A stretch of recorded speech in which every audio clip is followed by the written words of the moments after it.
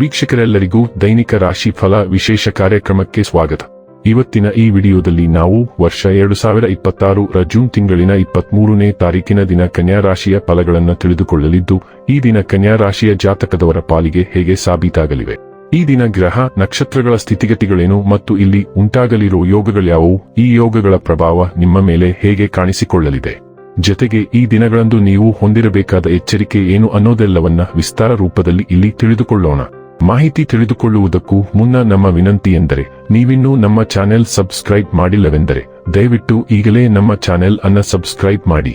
ಹಾಗೆ ನಿರಂತರ ವಿಡಿಯೋ ಅಪ್ಡೇಟ್ಸ್ಗಳಿಗಾಗಿ ಪಕ್ಕದ ಬೆಲ್ ಐಕಾನ್ ಕ್ಲಿಕ್ ಮಾಡಿ.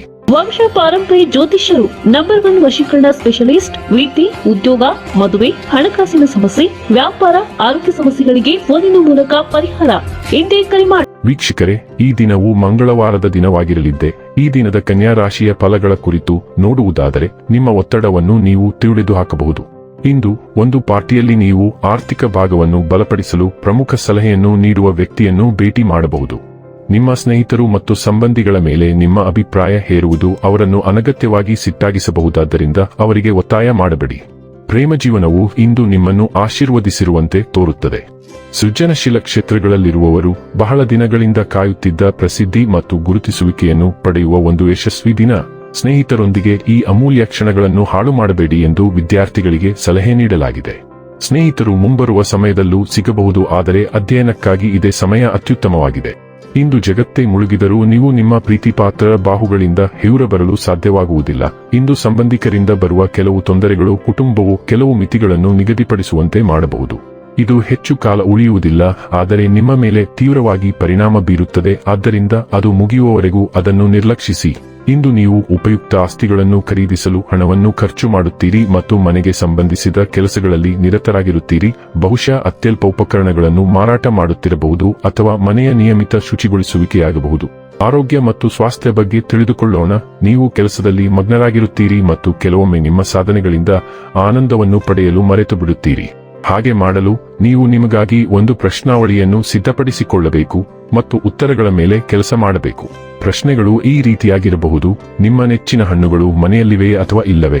ನಿಮ್ಮ ವಾರ್ಡ್ರೋಬ್ನಲ್ಲಿ ಅತ್ಯುತ್ತಮವಾದ ಉಡುಪುಗಳಿವೆಯೇ ಅಥವಾ ಇಲ್ಲವೇ?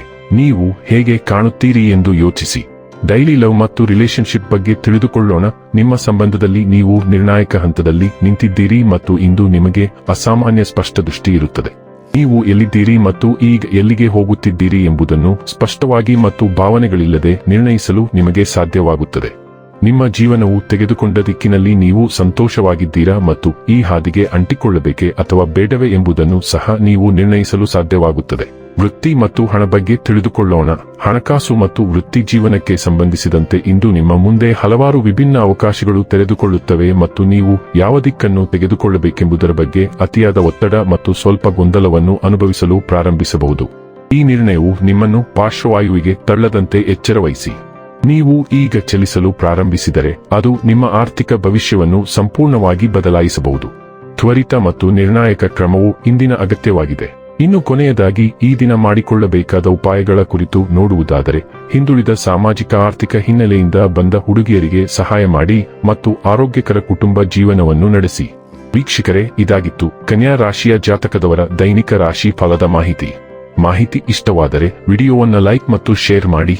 ಹಾಗೆ ಚಾನೆಲ್ ಸಬ್ಸ್ಕ್ರೈಬ್ ಮಾಡುವುದರ ಜೊತೆಗೆ ನಿರಂತರ ವಿಡಿಯೋ ಅಪ್ಡೇಟ್ಸ್ಗಳಿಗಾಗಿ ಪಕ್ಕದ ಬೆಲ್ ಐಕಾನ್ ಕ್ಲಿಕ್ ಮಾಡಿ.